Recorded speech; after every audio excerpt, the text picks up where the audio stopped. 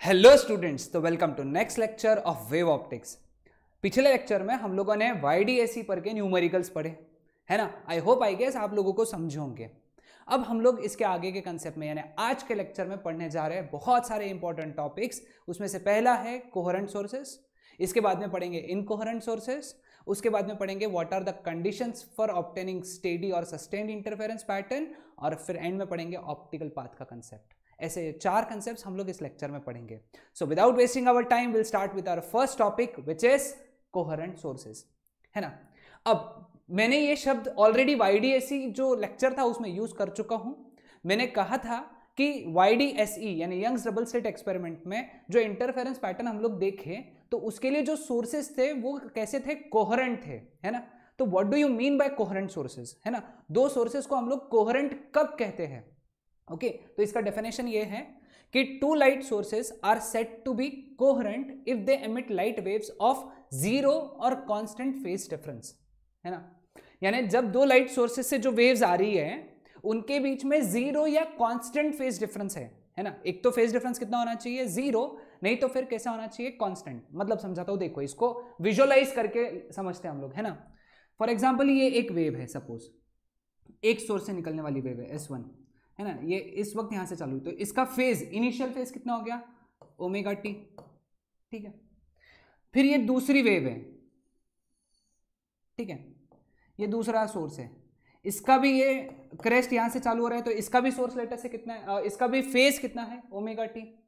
तो इन दोनों के बीच में फेज डिफरेंस अगर मैं निकालूं तो वो कितना हो गया, जीरो, ठीक है। ये एक सिचुएशन समझा। तो ये दोनों सोर्सेज हो गए कोहेरेंट। मतलब जब जब भी इसका जीरो आ रहा है, इस वेव का जीरो आ रहा है, तब तब भी इस वेव का भी जीरो आ रहा है, ओके। तो हमेशा इनके बीच में फेज डिफरेंस रहेगा जीरो। या फिर ऐसा भी हो सकता है ना, ठीक है। सपोज ये ऐसा वेव है, दूसरा वाला ऐसा है, ऊपर से चालू हुआ, तो अब मैं बोलूंगा कि इसका फेज है omega T plus pi by to, क्योंकि ये ऊपर से चालू है, ये कॉस की वेव है ना। तो प्लस पाई बाई टू या माइनस पाई बाई टू कोई भी लिख सकते हो, एक कोई भी लिख लो, प्लस पाई बाई टू बोल देते हैं हम लोग, ठीक है। तो अब इनके बीच में फेज डिफरेंस जीरो नहीं है, वो कितना है, पाई बाई टू। लेकिन ये पाई बाई टू कब कब मेंटेन रहेगा, जब जब भी S1 का यहाँ पे क्या आएगा, जीरो, तब तब भी S2 का मैक्सिमम आना चाहिए। जब जब भी यहाँ पे S1 का क्या आएगा, जीरो, तब तब अगर S2 का क्या आएगा, मैक्सिमम, तब तब हम लोग बोलेंगे फेज डिफरेंस क्या है, पाई बाई टू। अब अगर सपोज ऐसा हो रहा है कि फेज डिफरेंस एक तो क्या मेंटेन हो रहा है, जीरो, या फिर कांस्टेंट, पाई बाई टू नहीं, मतलब कोई भी कांस्टेंट चलेगा, तो तब जब जब भी ऐसा होगा तो हम लोग इन दोनों सोर्सेस को क्या कहेंगे, कोहेरेंट सोर्सेस कहेंगे। बात आई समझ में। यानी वो सोर्सेस जिनके बीच में फेज डिफरेंस एक तो क्या होना चाहिए, जीरो या फिर कांस्टेंट, पाई बाई टू नहीं, कांस्टेंट, है ना। अगर ऐसा है तो रिजल्टेंट इंटेंसिटी का फॉर्मूला IR अपन लोग क्या लगाएंगे, that is I1 plus I2 plus 2 root I1 I2 cos phi. अब क्योंकि फाई कांस्टेंट है तो ये वैल्यू फिक्स रहेगी, तो हम लोग IR का ये वैल्यू फॉर्मूला यूज कर सकते हैं, ठीक है। तो ये कॉन्सेप्ट हो गया कोहेरेंट सोर्सेस का। अब दूसरा कंसेप्ट है इनकोहेरेंट सोर्सेस या नॉन कोहेरेंट सोर्सेस। इनकोहेरेंट या नॉन कोहेरेंट दोनों भी चलेगा, ठीक है। नॉन कोहेरेंट सोर्सेस क्या होते हैं, है ना। नॉन कोहेरेंट सोर्सेस वो सोर्सेस होते हैं जिनके बीच में फेज डिफरेंस जो है वो कांस्टेंट नहीं होता है ना, कंटिन्यूअसली चेंजिंग होता है फेज डिफरेंस, है ना। ऐसे सोर्सेस जिनके बीच में फेज डिफरेंस कंटिन्यूअसली चेंज हो रहा है, ऐसे सोर्सेस को हम लोग क्या कहते हैं, इनकोहेरेंट या नॉन कोहेरेंट सोर्सेस। जैसे फॉर एग्जांपल शुरुआत में ये ऐसा था, ठीक है, जब t इक्वल टू जीरो था तो S1 का फेज ओमेगा टी है, S2 का फेज ओमेगा टी है, तो फेज डिफरेंस कितना है, जीरो। अब टाइम पीरियड हो गया, कैपिटल T, टाइम पीरियड बाद में ये वेव खुद को रिपीट करती है। तो S1 ऐसा था, S1 तो वैसा ही था, लेकिन S2 ऐसा हो गया, चेंज हो गया, कुछ तो हुआ S2 में, तो S2 का वेव चेंज हो गया, ये S2 ऐसा हो गया। तो S2 का, अब इसका फेज जो है ये ओमेगा टी है, इसका फेज हो गया omega T plus pi by to, और इनके बीच में फेज डिफरेंस हो गया पाई बाई टू, है ना। मतलब चेंज हो गया, पहले कितना था, जीरो, बाद में कितना हो गया, पाई बाई टू। तो अब ये दोनों सोर्सेज जो है S1 S2, ये S1 और ये S2, these are non coherent sources, है ना, या इनकोहेरेंट सोर्सेज। तो ऐसे सोर्सेज जिनके बीच में फेज डिफरेंस जो है एक तो कैसा होता है, जीरो होता है, या फिर सॉरी कंटिन्यूअसली चेंजिंग होता है, सॉरी कंटिन्यूअसली चेंजिंग होता है, ऐसे सोर्सेज को हम लोग बोलते हैं इनकोहेरेंट सोर्सेज। ठीक है, अब इनकोहेरेंट सोर्सेज की एक इंपॉर्टेंट बात, इसमें रिजल्टेंट इंटेंसिटी में equation I1 plus I2 plus 2 root I1 I2 cos phi का इक्वेशन लिखेंगे, है ना। अब suppose phi is continuously changing with time है, ये कंसेप्ट लिख लो। हाँ, phi कैसा है, कंटिन्यूअसली चेंजिंग विद टाइम। तो उस केस में cos phi for one cycle, उसका एवरेज जो है, एवरेज cos phi का एवरेज जीरो होता है एक साइकिल का। मतलब अगर phi चेंज होगा टाइम के हिसाब से तो cos की वैल्यू क्या होगी, 1 से 0 होगी, फिर 0 से -1 होगी, -1 से 0 होगी, फिर 0 से 1 होगी। cos का तो वेरिएशन ऐसा है। तो cos phi का एवरेज क्या हो जाता है एक साइकिल में, 0। तो उस केस में तुमको रिजल्टेंट इंटेंसिटी अगर इनकोहेरेंट सोर्सेज दिए हैं तो रिजल्टेंट इंटेंसिटी का ये फॉर्मूला लगाना पड़ता है। ये फॉर्मूला बहुत कम बुक्स में दिया है, तो आई वुड सजेस्ट कि नोट डाउन कर लो, but this formula of resultant intensity is only for incoherent sources. ये सिर्फ इनकोहेरेंट सोर्सेज के लिए ही है, कोहेरेंट सोर्सेज के लिए तो ये फॉर्मूला लगाना है। सिंपल था। चलो इसके ऊपर एक हम लोग न्यूमेरिकल भी कर लेते हैं, है ना, इसके बाद का ये न्यूमेरिकल है। Two incoherent sources of light emitting light waves of intensities I1 and 3I and 3I interfere in a medium. Calculate the resultant intensity at any point. बड़ा सिंपल है, ये I1 का वैल्यू हो गया और ये I2 का वैल्यू हो गया, है ना। तो रिजल्टेंट इंटेंसिटी कितना होगा, I1 प्लस I2 यानी I plus 3I, that comes out to be 4I। अब बताओ नीट या जेई में ऐसा क्वेश्चन आ जाता है और हम लोग सोचते बैठे कि भाई यहाँ फॉर्मूला कौन सा लगाए और इसको छोड़ देते हैं हम लोग, है ना, तो कितना नुकसान ना। कितना सिंपल क्वेश्चन था, बस याद क्या रखना है, इनकोहेरेंट सोर्सेज के लिए इंटेंसिटीज का डायरेक्ट एडिशन होता है, उसमें तीसरी टर्म नहीं होती है, 2 root I1 I2 cos phi की टर्म नहीं होती है। सिंपल था। चलो फिर आगे बढ़ते हैं हम लोग। Coherent sources can be obtained by, coherent sources मिलते कैसे, है ना। 3 तरीके हैं, तीनों हम लोग 3 में से 1 पढ़ चुके हैं, 2 आगे पढ़ेंगे। सबसे पहला है the source and its virtual image, that is Lloyd's mirror. Lloyd's mirror पे एक वीडियो लेक्चर में सेपरेट वीडियो लेक्चर बनाऊंगा आगे, तो वहां समझाऊंगा। अभी सिर्फ तुम लिख लो, एक ऐसा सोर्स और उसका वर्चुअल इमेज, एक ही सोर्स और उसके वर्चुअल इमेज से हम लोग बनाते। अब एक सोर्स से 2 virtual image, 2 virtual images of the same source, मतलब फ्रेस्नेल्स बाइप्रिज्म, इसके ऊपर भी वीडियो बनेगा। फ्रेस्नेल बाइप्रिज्म एक्सपेरिमेंट है, हम लोग आगे पढ़ेंगे। ओके, एंड तीसरा ऑलरेडी पढ़ चुके हैं, 2 real images of the same source, Young's double slit experiment. Sorry, ये यहाँ पे यंग्स डबल स्लिट चाहिए था, पता नहीं टाइप नहीं होगा, यंग्स डबल स्लिट एक्सपेरिमेंट, ठीक है, यंग्स डबल स्लिट एक्सपेरिमेंट, ठीक है। तो ये है 3 तरीके जहां से हम लोग कोहेरेंट सोर्सेज बना सकते हैं, ठीक है। Next, condition to obtain steady और सस्टेन्ड इंटरफेरेंस पैटर्न। नाउ हमको समझना जरूरी है कि स्टेडी या सस्टेन्ड इंटरफेरेंस पैटर्न का मतलब क्या होता है ना। ऐसा इंटरफेरेंस पैटर्न जिसमें सारे bright bands including central bright band और उसको छोड़ के जितने भी ब्राइट बैंड्स हैं उन सबकी इंटेंसिटी सेम है, सारे डार्क बैंड की इंटेंसिटी सेम है, और फ्रिंज विड्थ भी अच्छा खासा है, बहुत कम नहीं है। ये 3 बातें ध्यान में रखना। ओके, सारे ब्राइट बैंड की इंटेंसिटी सेम होनी चाहिए, सारे डार्क बैंड की इंटेंसिटी सेम होनी चाहिए, कॉन्ट्रास्ट अच्छा होना चाहिए, तीसरी सॉरी ये चीज भूल गया था, कॉन्ट्रास्ट अच्छा होना चाहिए, और बैंड विड्थ जो है कैपिटल एक्स, मैंने लिखा के दिया फॉर्मूला, कैपिटल एक्स का फॉर्मूला बैंड विड्थ, फॉर्मूला क्या है, lambda capital D by small D. ये भी अच्छा खासा होना चाहिए, मतलब दिखना चाहिए तुमको, है ना, दिखना चाहिए। तो अगर ये कंडीशन फॉलो होती है, ये 4 बातें अगर होती है, तो उस इंटरफेरेंस पैटर्न को हम लोग स्टेडी इंटरफेरेंस पैटर्न कहते हैं, ठीक है। तो स्टेडी इंटरफेरेंस पैटर्न मिलाने के टोटल 6 कंडीशंस हैं। तो पहला कंडीशन क्या है, the 2 sources of light should be coherent. ये तो हम लोग बात कर चुके हैं, कोहेरेंट होने ही चाहिए, क्योंकि अगर कोहेरेंट नहीं होंगे तो फेज डिफरेंस जो है कंस्ट्रक्टिव के टाइम पे इवन मल्टीपल ऑफ पाई नहीं होगा और डिस्ट्रक्टिव के टाइम पे ऑड मल्टीपल ऑफ पाई नहीं होगा, जिसके वजह से ब्राइट एकदम ब्राइट और डार्क एकदम डार्क नहीं होगा। बात आई समझ में? तो सोर्सेस कैसे होने चाहिए? कोहेरेंट होने चाहिए, है ना। दूसरा, the two sources of light should be monochromatic, मतलब सिंगल वेवलेंथ के होने चाहिए। एक तो दोनों लाल कलर के होने चाहिए, दो लाइट जो है लाल कलर के या नीले कलर के, पीले कलर के, येलो कलर के, कोई भी एक बोल दो। व्हाइट लाइट नहीं यूज करना है, व्हाइट लाइट से तुमको स्टेडी इंटरफेरेंस पैटर्न नहीं देखने मिलता है, because white light is not monochromatic, it is achromatic. ठीक है, समझ में आया सबको? तो दोनों सोर्सेस कैसे होने चाहिए? मोनोक्रोमैटिक। मोनोक्रोमैटिक यानी single wavelength, single wavelength. Two interfering waves should have same amplitude, दोनों का एम्पलीट्यूड सेम होना चाहिए। क्यों ऐसा? क्योंकि जब एम्पलीट्यूड सेम रहेगा तब ब्राइट एकदम ब्राइट रहेगा और डार्क जीरो रहेगा। डार्क पे रिजल्टेंट एम्पलीट्यूड जीरो और इंटेंसिटी भी जीरो होगी। समझ में आया? क्लियर? और डार्क पे जब इंटेंसिटी, क्योंकि A1 माइनस A2 रहेगा ना, एम्पलीट्यूड क्या रहेगा? A1 minus A2। तो R जीरो होने के लिए दोनों एम्पलीट्यूड कैसे चाहिए? जीरो।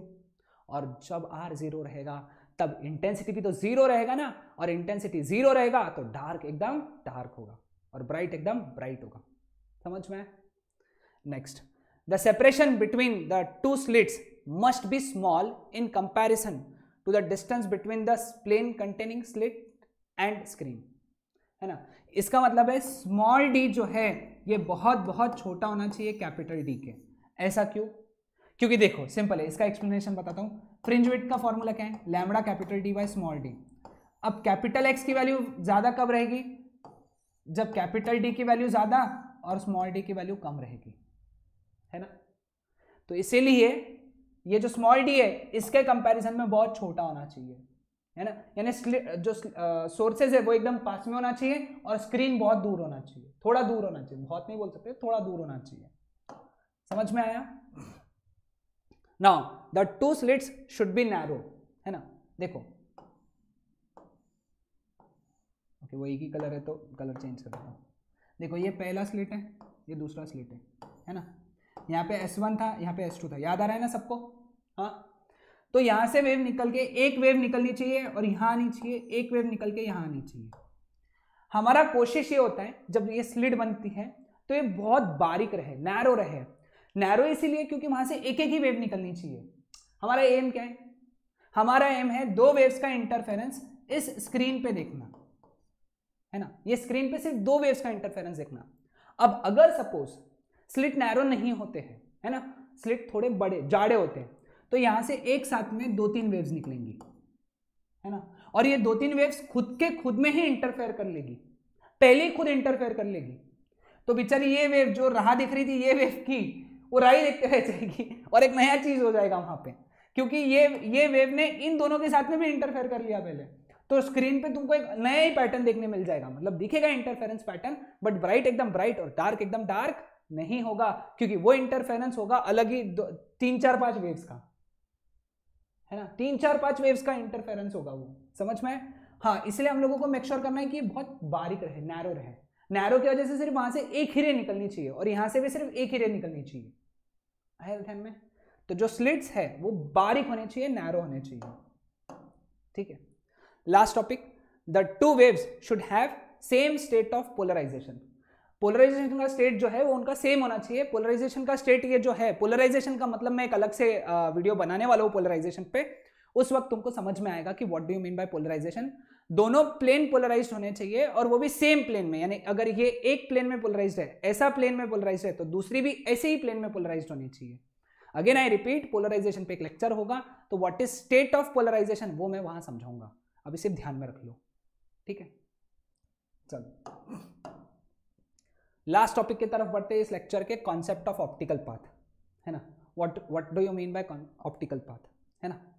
अब हम लोगों को एक पता है क्या, कि जब भी वेलोसिटी जब भी रे ऑफ लाइट, है ना, रे ऑफ लाइट मीडियम में जाता है ना, एयर से कहा जाता है मीडियम में, तो उसकी वेलोसिटी चेंज हो जाती है। Velocity of light in medium is velocity of light in air upon refractive index. ये फॉर्मूला तुम याद कर लो, आई होप तुमको पता होगा कि किसी भी मीडियम में वेलोसिटी कितनी होती है लाइट की, जो वेलोसिटी एयर में है अपॉन उस मीडियम का रिफ्रैक्टिव इंडेक्स, याद करके रख लेना है, मीडियम का रिफ्रैक्टिव इंडेक्स म्यू एम। ठीक है, चलो अब ऑप्टिकल पाथ का कंसेप्ट समझाता हूं, ध्यान दो, बहुत मजा आएगा तुमको ये कंसेप्ट समझने में। ठीक है, चलो एक सोर्स अपन क्या करते हैं, एक मीडियम इमेजिन करते हैं, ठीक है, मीडियम जिसका थिकनेस टी है और जिसका रिफ्रैक्टिव इंडेक्स म्यू है, ठीक है। अब इसमें सपोज रे ऑफ लाइट आया, ऐसा इधर से घुसा और इधर से बाहर निकला। अब ये मीडियम था तो मीडियम में उसकी स्पीड थी cm, यहां से यहां जाने में, मतलब ए पॉइंट से बी पॉइंट पे जाने में उसने टाइम लगाया t, ठीक है, t टाइम लगाया। मुझे एक बात बताओ, टाइम का फॉर्मूला क्या रहेगा यहां पे? Time is equal to distance, अरे यार डिस्टेंस x ले लेते हैं, है ना। वेट अ सेकेंड, ये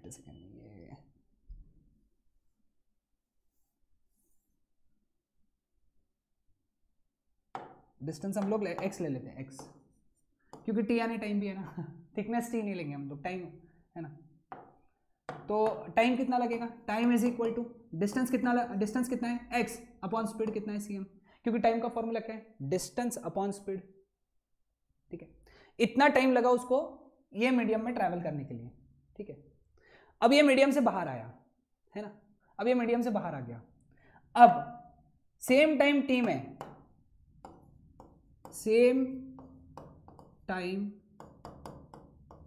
टी में light will travel more distance, let us say that is x, capital x in air।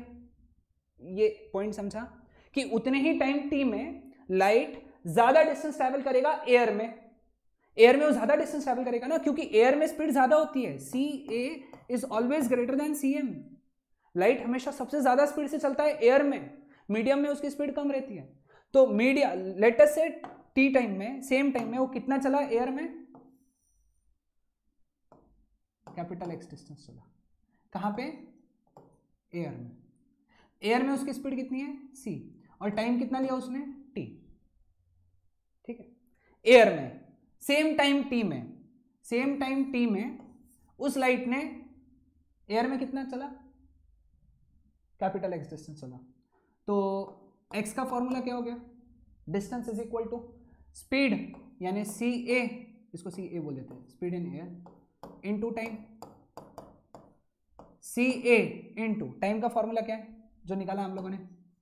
x upon cm। अब इस फॉर्मूले से cm इधर आ गया, म्यू m इधर आ गया, तो म्यू m का फॉर्मूला क्या बन गया? ca अपॉन cm, यानी जहां पे भी ca अपॉन cm है मैं वहां पे क्या सब्स्टिट्यूट कर दूं? Mu x। So this is the formula for capital X, mu times x। तो ये जो कैपिटल X है ना, कैपिटल X है, ठीक है, ये जो कैपिटल X है, हम लोग कैपिटल X को कहते हैं मीडियम का ऑप्टिकल पाथ। क्या कहते हैं हम लोग इसको? मीडियम का ऑप्टिकल पाथ। और ये जो स्मॉल x है हम लोग इसको कहते हैं मीडियम का ज्योमेट्रिकल पाथ। मीडियम बोल दो या लाइट का, लाइट भी बोल सकते हैं, लाइट का मीडियम हटा दो, लाइट का ऑप्टिकल पाथ, लाइट का ज्योमेट्रिकल पाथ। तो लाइट का ऑप्टिकल पाथ और लाइट का ज्योमेट्रिकल पाथ क्या रिलेटेड है, कैसे रिलेशन से रिलेटेड है? Optical path is always medium का refractive index multiplied by medium का थिकनेस, मीडियम का refractive index multiplied by medium का थिकनेस। समझ में आया? क्लियर है? ओके, तो अब एक काम करते हैं हम लोग, इसको समराइज करते हैं क्योंकि इसका कंसेप्ट अगले लेक्चर में बहुत काम में आएगा, ठीक है। अब कोई लाइट अगर x डिस्टेंस मीडियम में चलेगा तो वो light capital X which is equal to mu x distance air में चलेगा, है ना। तो वो एक्स्ट्रा कितना चलेगा? एक्स्ट्रा कितना चलेगा, है ना। तो एक्स्ट्रा पाथ जो चलेगा वो एक्स्ट्रा पाथ, ये कंसेप्ट यूज होगा अगले टॉपिक में। वो चलेगा capital X minus small x which is mu x minus x, तो which is mu minus 1 into x। तो इतना एक्स्ट्रा चलेगा। अगर कोई light small x distance medium में चलता है और capital X distance which is equal to mu x air में चलता है, तो वो एक्स्ट्रा चलता है mu minus 1 into x. Air में कितना एक्स्ट्रा चलता है? वो mu minus 1 into x. Clear? कोई डाउट किसी को यहां तक? तो इतना जो एक्स्ट्रा चलता है इसको हम लोग आगे जाके पाथ डिफरेंस बोलेंगे, अभी सिर्फ फॉर्मूला लिख के रख लो। वो एक्स्ट्रा पाथ जो चलेगा that is mu minus 1 into x. ठीक है? Clear with this? So this was the concept of optical path. अब अगले लेक्चर में हम लोग फ्रिंज शिफ्ट का कंसेप्ट पढ़ेंगे। ठीक है? तो दैट्स इट फॉर टुडे। अब मिलते हैं अगले लेक्चर में। Okay, bye everyone.